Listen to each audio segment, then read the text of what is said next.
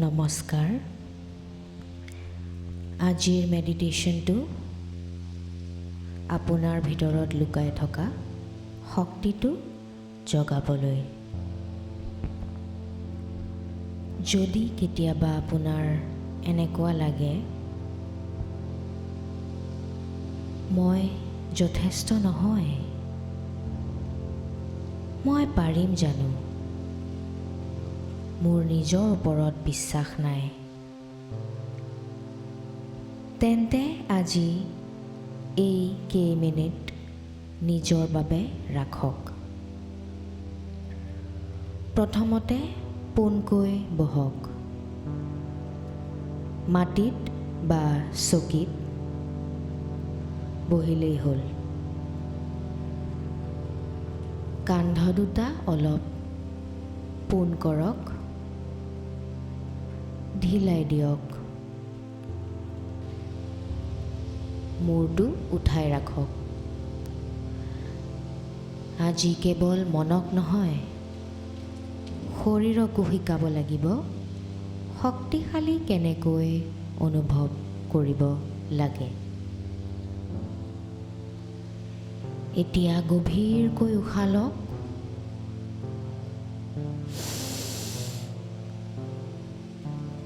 বুকু ভৰাই লওক।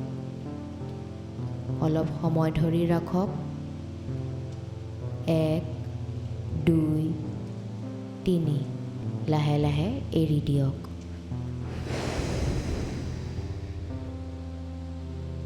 আকৌ এবাৰ উশাহ লওক। 1, 2, 3 লাহে লাহে এৰি দিয়ক। এতিয়া চকু মুদি দিয়ক আৰু মন দি শুনক। বহুদিন ধৰি হয়তো আপুনি এটা কথা শুনি আহিছে, মই যথেষ্ট নহয়, মই নোৱাৰোঁ, মোৰ মাজত বিশেষ একো নাই। হয়তো এই কথাবোৰ আপুনি আনৰ পৰা শুনিছিল, আৰু নহ'লে আপুনি নিজেই নিজক কৈছিল, আৰু লাহে লাহে সেই কথাবোৰেই সঁচা যেন লাগিবলৈ ধৰিলে। কিন্তু আজি এটা কথা মনত ৰাখিব, সেই কথাবোৰ আপোনাৰ সত্য নহয়, ভয় আপোনাৰ পৰিচয় নহয়, সন্দেহ আপোনাৰ পৰিচয় একেবাৰেই নহয়, নিজকে সৰু ভাবি থকাটো আপোনাৰ আচল ৰূপ নহয়। সেইবোৰ কেৱল পুৰণি ভয়, পুৰণি অভ্যাস। আজি সেইবোৰ এৰি দিয়াৰ সময়। মনত কল্পনা কৰক, আপোনাৰ আগত আপোনাৰেই দুটা ৰূপ থিয় হৈ আছে।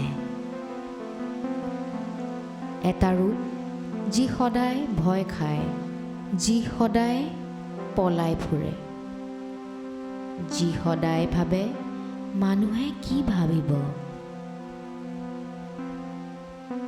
এতিয়া আনটো ৰূপলৈ চাওক, শান্ত, দৃঢ়, নিজৰ ওপৰত বিশ্বাস থকা।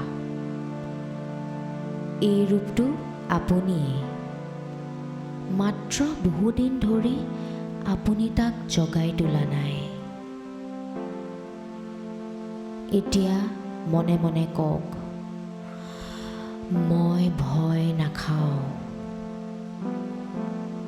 আকৌ কওক, মই ভয় নাখাওঁ। কওক, মই ভয় নহয়। আৰু কওক, মই সন্দেহ নহয়, মই শক্তিশালী, মই শক্তিশালী। অনুভৱ কৰক, বুকুৰ মাজত অনুভৱ কৰক।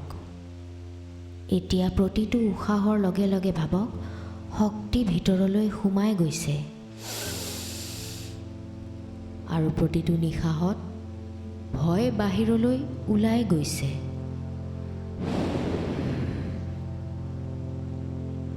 শক্তিৰ উশাহ লওক। ভয়ৰ উশাহ বাহিৰ কৰক।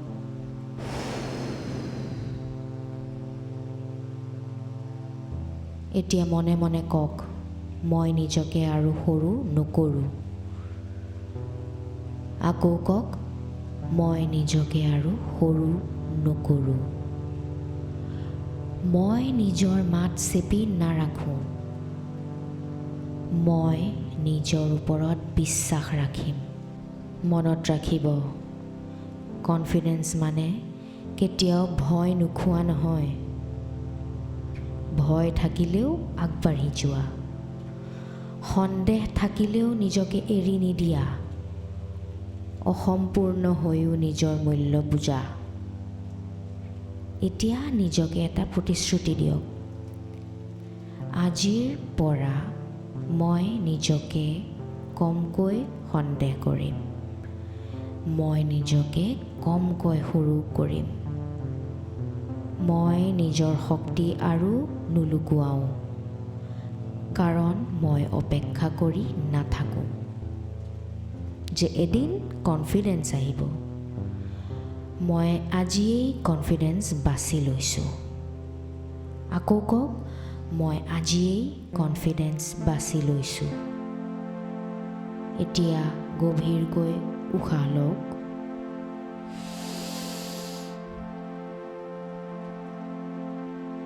শৰীৰটো অনুভৱ কৰক। লাহে লাহে উশাহ এৰি দিয়ক।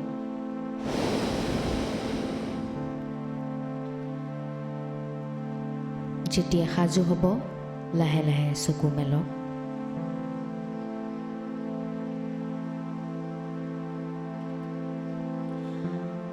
আৰু শেষত এটা কথা মনত ৰাখিব, মানুহে আপোনাক লক্ষ্য কৰিলে নে নকৰিলে সেইটো ডাঙৰ কথা নহয়। আচল কথা এইটো, আপুনি নিজকে কেনেকৈ দেখে। যিদিনা আপুনি নিজৰ শক্তি চিনি পাব, সেইদিনা আনেও সেই শক্তি অনুভৱ কৰিব। ধন্যবাদ।